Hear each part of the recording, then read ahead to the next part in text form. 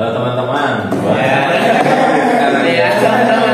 Kita jumpa lagi sama saya Pak Giri. Kali ini beda nih. Saya tidak belajar ngajarin ketika pembelajaran fisika ya, tapi saya lebih ke wawancara sebagai teman. Kita perkenalkan dulu nih teman-teman ya. Kalau saya udah kenal, saya udah kenal.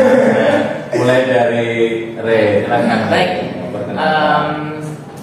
Nama saya Raka Jansen Mekensiliau. Saya sekarang ini ya bersekolah di SMP BHK ya. Dan saya ini saya suka di bidang kayak teknologi yang terbarukan seperti AI atau kayak revolusi yang teknologi yang ada di masa depan. Ya, sekilas seperti itu. Dan silakan Dan. Perkenalkan, nama saya Daniel Festanto Putranto. Ya, orang mengenal saya dengan nama Daniel. Bidang saya itu bukan kurang mengenal, itu pemberian orang tua.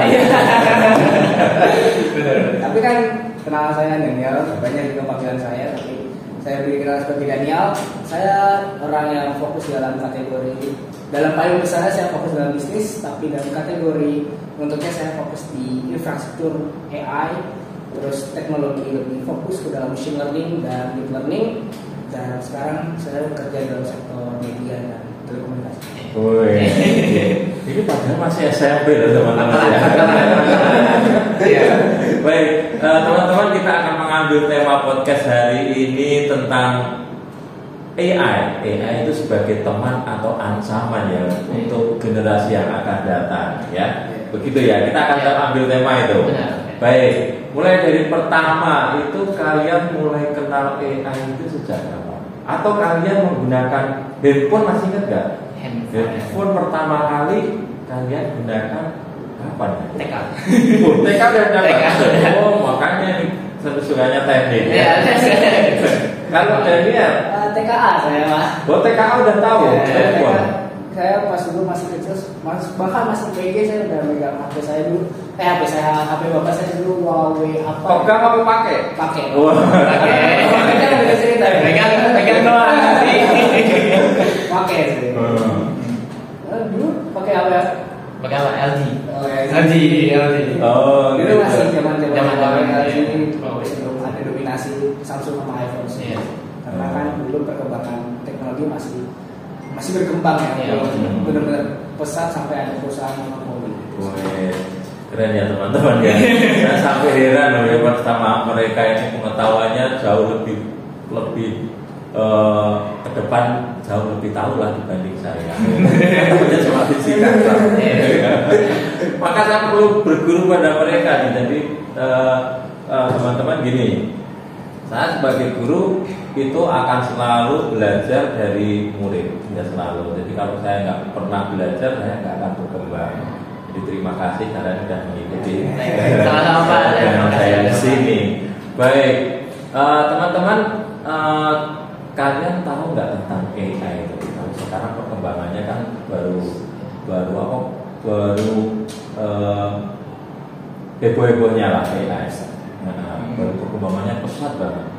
Karena AI ini kalau kita lihat sebenarnya mulai tahun 50-an sudah ada kan?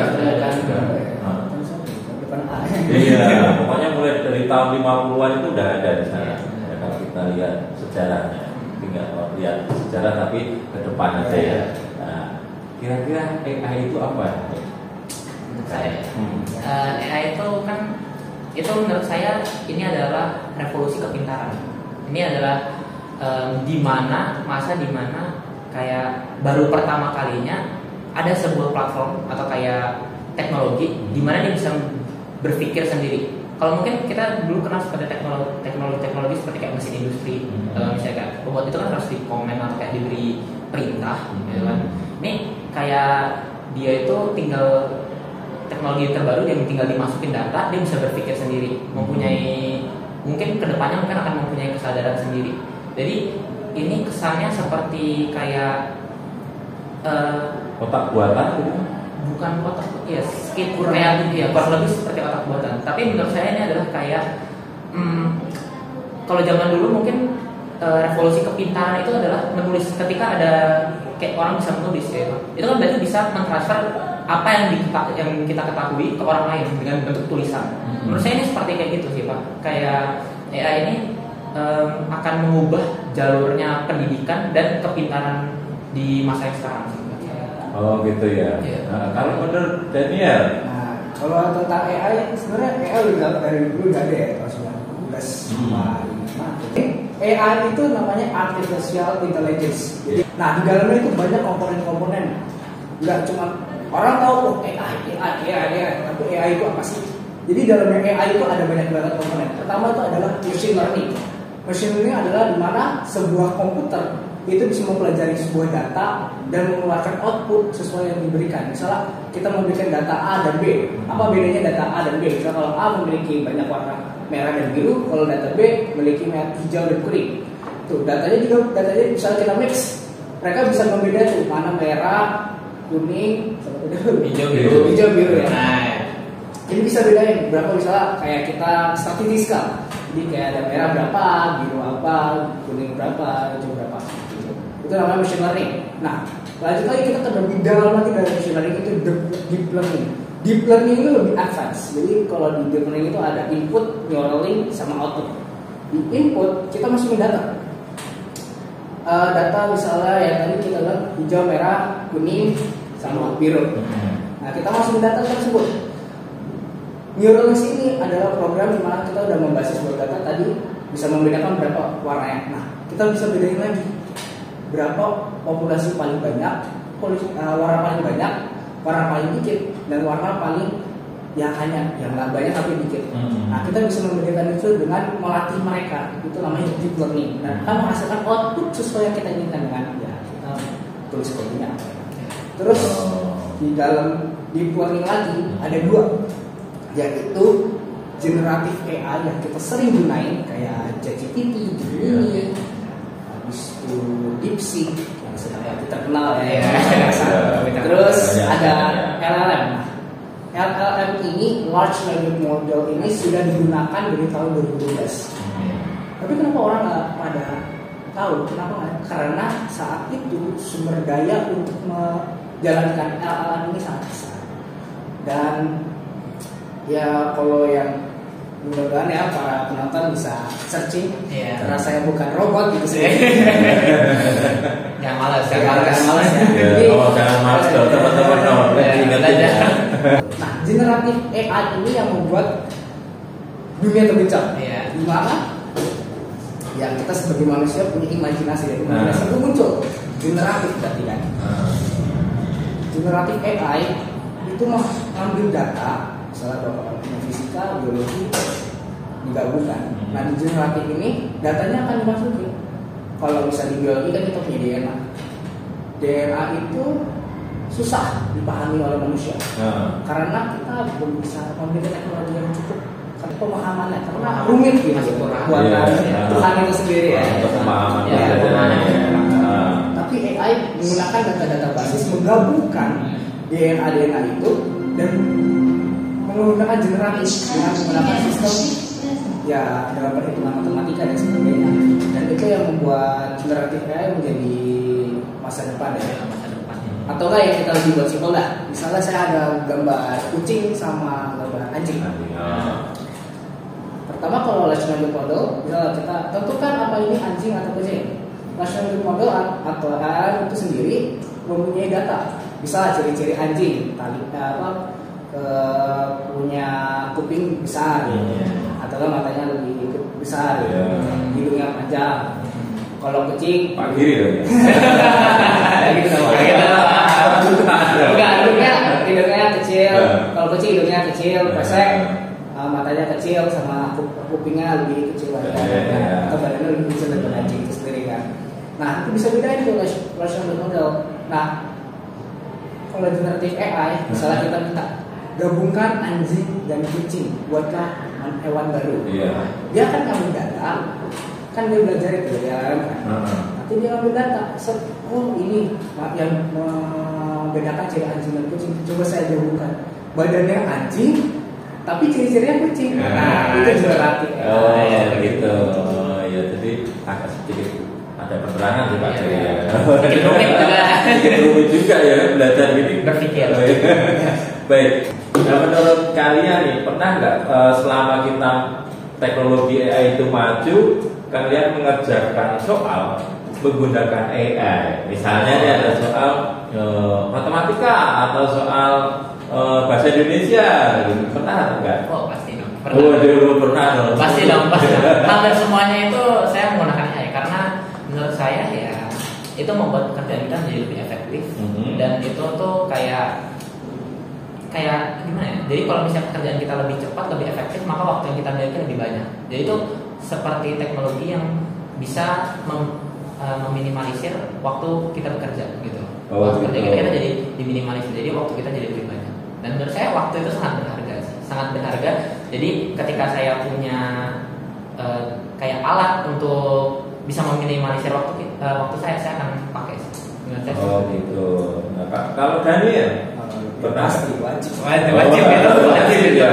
Wajib. Tapi menjadi ketergantungan nggak ya itu menurut kalian? Nah gini. Nah ini Ini yang penting ini. Orang yang paham dengan AI pasti memiliki logika dan memiliki ya. Oke, aku tahu caranya bagaimana cara menyelesaikannya dengan pemikiran dengan saya. Misalnya kita bahasa Indonesia, oke saya udah punya idenya, cara apa materinya, paragrafnya mau gimana. Oke, jadi tolong buatkan saya dengan kriteria ini. Kalau orang yang nggak ngerti pelajarannya aja tapi minta AI, biasanya menghasilkan output yang tidak yang sesuai harapan. Nah itu yang membedakan kenapa kalau orang yang nggak pernah pakai AI sama yang sering pakai AI itu pasti kelihatan dengan output yang dihasilkan.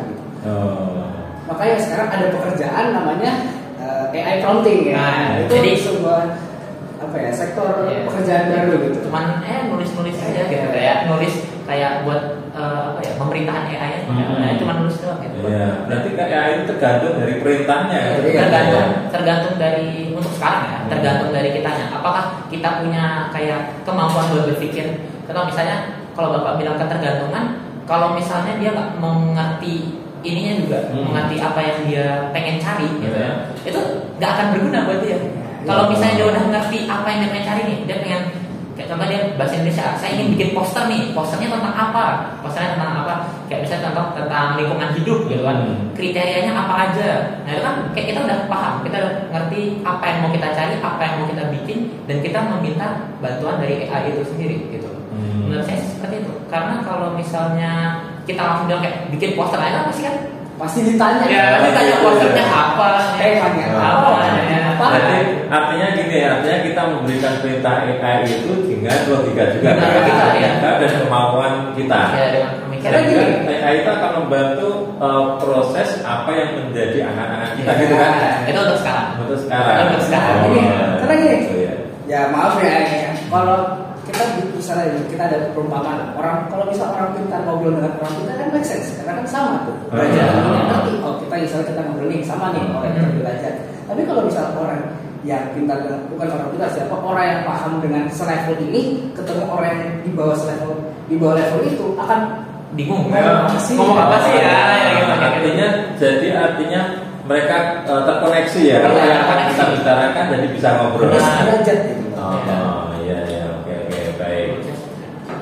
Baik, lalu menurut kalian nih dengan teknologi AI itu nantinya AI itu akan menjadi teman ataukah akan menjadi ancaman bagi kita ya? Menjadi bumerang ya bagi kita. Ini depannya. Ini berarti menurut saya sih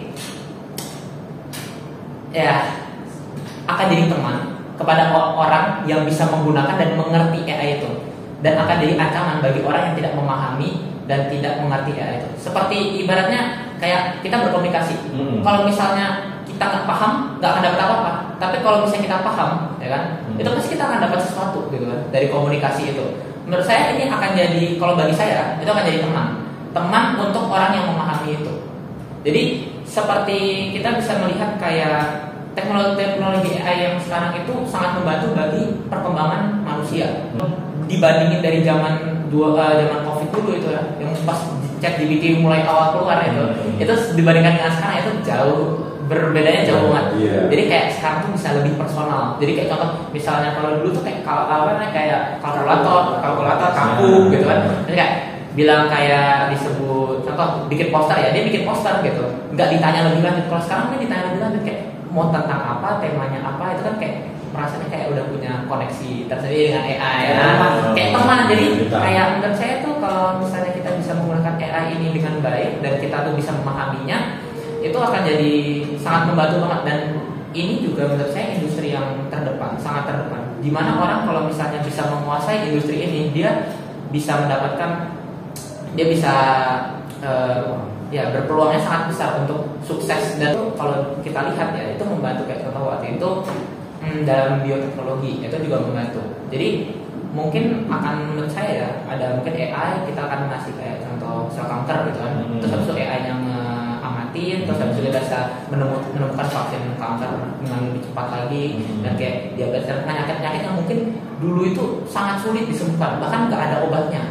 Itu mungkin akan ada obatnya, dan itu perkembangannya nggak lama menurut saya, cuma sekitar 5-10 tahun, 15 tahun itu udah sangat ya sebenarnya nggak nyampe. Kita kalian jadi dokter nanti ya. Tapi memang perkembangannya ini sangat cepat. Saya juga ini adalah masa depan, kita juga harus berkembang dengan masa depan yang ada. Dan kalau dilihat-lihat lagi, ini tuh membantu justru malah membuat manusia menjadi semakin terdepan. Ini membantu peradaban manusia. Ibaratnya zaman dulu ketika misalnya ada api, nah itu kan kayak dulu mungkin dikutuk gitu kan, itu kan sangat dingin kan. Ketika ada api itu kan bisa merevolusi sangat banyak sekali kan. Jadi kayak contoh kita bisa bikin makanan gitu kan, kita bisa menghangatkan diri, bisa buat bikin kayak penerangan, itu sangat banyak sekali manfaatnya. Iya. Tapi bisa juga membakar rumah kita, misalnya kita bikin rumahnya kebakar pakai api. Ya, menurut saya sih seperti itu ya. Menurut Dani gimana Dan? Kalau saya sih ya bukan anugerah lagi, tapi sebuah kunci buat kita sukses gitu. Ya, kunci sukses ini. Pemahaman tentang AI, menjadi teman, menjadi kerabat malahan menurut saya itu sebuah yang baik gitu. Dan kalau kita menganggap itu musuh, berarti kalian permainan. Karena permainan itu bubar. Iya sih. Karena dengan proyeksi yang Rehat bilang, kalau perkembangan zaman itu cepat, dengan AI lebih cepat dari internet, udah pasti kalian sudah tertinggal. Pasti akan sulit dapat pekerjaan, akan sulit untuk dalam kehidupan juga. Dan kita lihat sekarang data dari pekerjaan juga, labor market dari Indonesia juga hampir 3,4 juta di 3,4 juta orang terancam karena sudah digantikan oleh AI. Dan hampir semua mayoritas, saya lihat juga mayoritas perusahaan itu pasti nyari orang yang jago AI dalam bidangnya. Wajib. Dan ya masyarakat Indonesia tahu juga kalau lowongan kerja di Indonesia itu risknya banyak. Berarti boleh dikatakan nyawa kedua mungkin. Tapi kita tidak boleh menentang juga. Nyawa itu cuma satu. Tapi di dalam teknologi bisa dikatakan itu nyawa kedua kita. Nyawa ketiga. Nyawa ketiga. Bahkan dua kan duit Pak. Udah begitu duit. Ya baik, teman-teman, itu tadi tentang pembicaraan tentang AI. Lalu kalau misalnya saya minta satu kata tentang AI, apa yang bisa kamu katakan tentang AI? Apa? Duluan ya? Dari dulu lah. Kalau saya sih satu kata buat AI, teman. Teman. Revolusi. Teman-teman, jadi ini AI memang harus kita pelajari. Ya kan, harus kita pelajari ya. Harus kita pelajari, tidak boleh meninggalkan. Kalau bagi saya sendiri nih, saya ngajarnya IPA, saya AI akan mendukung saya dalam proses pembelajaran. Nah, juga sebagai pembanding, artinya apakah yang saya ajarkan itu nanti sesuai sasaran atau tidak, kita juga bisa membuat survei di sana, ya kan? Seperti itu kan? Oke, baik. Satu lagi, apa pesan kalian kepada teman-teman yang sekarang menggunakan teknologi AI? Pesan-pesan ya. Pesan. Dia tidak nyasar ya kan? Karena yang saya lihat nih teman-teman, kenapa saya panggil mereka ini, karena mereka menggunakan AI jauh lebih pinter mereka dibandingkan ya, begitu. Pasti dia 2 tahun lagi ketika lulus dari SMP pasti saya akan bertekuk lutut tentang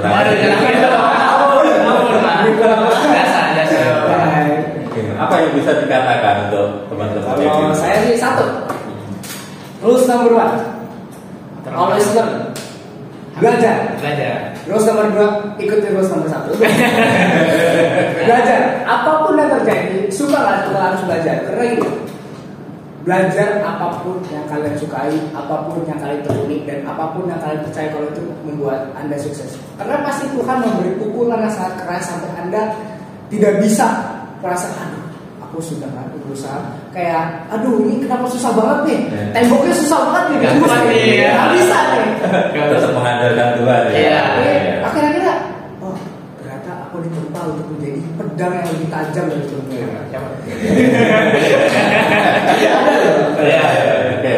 Oke. Menurut saya pesan-pesannya kita tuh kalau untuk memahami ya kita pertama itu kita perlu memahami, kita perlu meningkatkan empati kita, terbuka dengan apa yang terjadi di dunia. Kita melihat AI itu jangan melihat kayak sebagai ini tuh sebagai kayak cuma alat yang kita pakai sehari-hari atau enggak, tapi kita lihat lebih jauh lagi. Seperti contoh AI juga bisa kayak ya bisa menggantikan sangat banyak pekerjaan gitu. Kayak kalau menurut saya sih kalau kasir juga bisa pakai AI, pakai robot gitu. Bahkan parkiran itu kan juga sama ya. Bisa dan menurut saya agak kontroversial ya menurut saya. Tentara tuh bisa karena di Cina sana kalau bawa itu ada drone. Nah, bayangkan aja kayak berperang. Cuma satu di satu tempat. Iya, bayangkan berperang misalnya berperang itu kan manusia coba orang yang dengan pikiran yang waras ya Pak, lihat ada drone atau humanoid robot gitu, terus habis itu mereka mau nembak itu kok nggak mati gitu, coba kan itu nih. Nah, terus habis itu di Thailand juga sebenarnya udah ada kayak robot yang dia itu bisa putar 360 derajat, di power dengan AI, terus habis itu dia itu bisa dengan server pusat. Ya, dengan server pusat dan dia juga bisa akses CCTV, bisa lihat kayak apakah ini ada tindakan ancaman atau enggak gitu kan. Itu ada kayak robotnya. Nah, kayak Terminator ya benar. Avatar ya namanya. Yang terbaru ya. Dan kemarin menurut saya juga itu kalau mungkin orang berpikirnya ini akan dikendalikan oleh manusia harus mengendalikan, menurut saya enggak. Karena AI ini menurut saya akan memiliki kesadaran sendiri dan dia bisa akan berpikir sendiri. Jadi bisa aja yang kayak mengendalikan itu bukan manusia lagi, dia kayak AI itu lagi, AI sendiri. Tapi yang melatih itu kita manusia. Ya, dan mungkin yang menurut saya sih yang akan dibutuhkan itu yang terbaik, yang benar-benar terbaik di bidangnya, gitu. Yang terbaik, yang nomor 1 di bidangnya untuk ngasih makan AI-nya atau ini. Dan menurut saya sih AI ini nggak cuma AI nih. AI kan dia perlu tenaga kan Pak? Tenaga dari mana? Dari energi yang terbarukan. Nah ini energi yang terbarukan ya kita perlu memahami juga secara luas nih seperti ini, gitu kan? Cara beli AI-nya, terus habis itu penggunaan AI-nya itu kan sekarang juga ada robot yang bisa ngekas sendiri, gitu-nya. Nah itu kan memang kita tuh perlu meningkatkan empati. Kita pahamin dulu kayak di dunia ini tuh apa yang terjadi, apa yang berkaitan dengan AI. Itu pertama. Kedua kita harus fokus gitu, fokus dalam kita belajar. Gitu. Belajar itu gak cuma sekali 2 kali. Mungkin kita merasa kayak sekarang kita belajar nih, cepat kita belajar. Kita merasa mungkin ini saya cepat pintarnya nih, saya cepat pahamnya nih. Tapi ada satu titik di mana kalian akan merasa kayak aduh ini udah nggak bisa lagi nih, kayak udah males, udah bingung, udah kayak stagnan aja gitu, nggak tahu caranya mana. Nah, saya sih kalau misalnya dihadapin dengan kayak gitu kita harus fokus, kita harus tetap rendah diri, merendahkan hati gitu kan. Kita juga harus mencoba buat pantang menyerah dan kita harus tetap fokus pada AI. Apa yang terjadi di masa depan. Ketika misalnya kita bisa melihat masa depan itu, kita jangan takut justru sama masa depan. AI bisa kayak melihat dia akan menggantikan banyak pekerjaan. Justru jangan kita takut. Kita melihat ini sebagai peluang. Peluang bagaimana? Bagaimana kita bisa menjadi lebih baik lagi. Gimana cara kita bisa menjadi kayak menggunakan ini dengan sebaik-baiknya. Itu menurut saya seperti itu. Dan ketiga menurut saya itu adalah kita harus cari ini sih Pak, mentor. Nah, menurut saya cari mentor kita harus cari mentor yang baik gitu, harus melihat kayak apakah dia itu sangat benar ahli dalam bidangnya. Nah, kita mempelajarinya gitu kan. Belajar itu nggak cuma dari kayak 1-2 orang gitu, tapi kita belajar dari semua orang. Kita lihat, tapi kita mesti mengukur apakah orang itu sangat punya kemampuan di situ atau tidak. Misalnya contoh kayak Pak Giri nih, misalnya Pak Giri sebagai guru IPA, pendidikannya dari pendidikan di IPA nih, misalnya fisika, sangat jago dengan fisika. Terus habis itu Pak Giri ngajarin fisika, itu menurut saya saya akan mendengarkan, saya akan merasa kayak, oh ini berarti Pak Giri tahu sesuatu ilmu yang saya nggak tahu gitu menurut saya. Kalau misalnya kayak contoh kayak saya nggak tahu nih orangnya dari mana, terus habis itu pendidikannya dia misalnya kayak pendidikannya di PKN nih, terus dia ngajarin IPA fisika kan aneh gitu menurut saya. Nah, jadi kayak kita perlu lihat orang siapa yang mau kita ikutin, siapa yang kita mau dengarkan gitu kan. Terus ini kesalahan juga menurut saya, kayak kebanyakan mereka mungkin bilang fokus ya, fokus, dia coba-coba terus, tapi yang salahnya itu apa? Kita nggak melihat kesalahan kita sebelumnya gimana. Nah, kita repetisi terus ya, ulang terus kayak saya ada Albert Einstein pernah mengatakan gitu kan, kegilaan adalah mengulangi hal yang sama berulang kali dan mengharapkan hasil yang berbeda. Jadi kita perlu, misalnya kita ada gagal gitu dalam penggunaan AI, kita mempelajari lagi, tapi kita gagalnya di mana sih, kita salahnya di mana sih, dan kita tuh kayak kurangnya tuh di mana. Jadi bukan sekedar kita kayak belajar, kita belajar ulang lagi, tapi salahnya sama, malah jadi mengulang hal yang sama lagi. Namanya itu realisasi loh, realisasi loh. Nah terus habis itu ya selanjutnya ya kita juga, kalau misalnya kita memang benar-benar suka nih, ya kita benar-benar suka AI nih, ya kita kasih sepenuh hati kita gitu loh. Kita mau belajar apa ya kasih sepenuh hati, kita suka setengah gitu belajarnya. Dan ya kebanyakan sih menurut saya orang tuh dia tuh kayak pengen belajar banyak tiap hari, belajar banyak, kita belajar kayak sejam, 2 jam, 3 jam. Menurut saya sih nggak perlu. Menurut saya kita semenit, 2 menit, 5 menit aja cukup gitu tiap hari gitu. Yang penting kita konsisten dan kita konsentrasi. Dan kita kayak lebih baik setidaknya 1% aja dalam setiap hari gitu kan. Dan lebih baik 1% setiap hari dalam 1 tahun gitu kan. Kita udah 360% lebih baik dan 3 kali lipat lebih baik dari diri kita. Sudah ngitung ya kan? Dan kita juga jangan bandingkan diri dengan orang lain. Betul. Kita bandingkan diri kita dengan diri kita yang ada di sebelum, yang ada di sebelum. Karena selalu kita melihat orang lain itu selalu lebih baik. Oh, misalnya kita melihat, oh dia dia jualan baju, oh dia untung banyak ya, oh dia tuh kayak dia pakai AI itu begini gitu. Tapi kita nggak tahu nih apa yang dia tahu. Jadi kita merasa, oh ini bagus, terus habis itu kita ikutin juga. Tapi terus kita nggak tahu, terus kita ngalamin kesusahan, terus habis itu kita udahlah nyerah aja gitu, begitu kan? Kadang, jadi kita tetap fokus pada diri kita sendiri, nggak usah melihat di kanan kiri, kita tetap fokus aja sih. Baik teman-teman, itu yang kita bisa bicarakan tentang masa depan mereka, karena zaman mereka ini bukan zaman saya. Lama-lama udah jadi sudah sepuh ya. Sepuh kayak mas di sepuh ya. Ya kan gitu. Baik, terima kasih Dore, Dani, sukses untuk kalian ke depannya nanti di jenjang SMA, karena ini mereka masih SMP ya teman-teman, masih SMP. Semoga nanti ke depannya kalian bisa menularkan kebaikan ini kepada teman-teman, kepada adik-adik. Saya harap nanti kalian bisa kembali lagi ke sini untuk memberikan wawasan yang lebih jauh. Oke ya. Baik, terima kasih. Teman-teman di rumah, terima kasih buat kalian ya.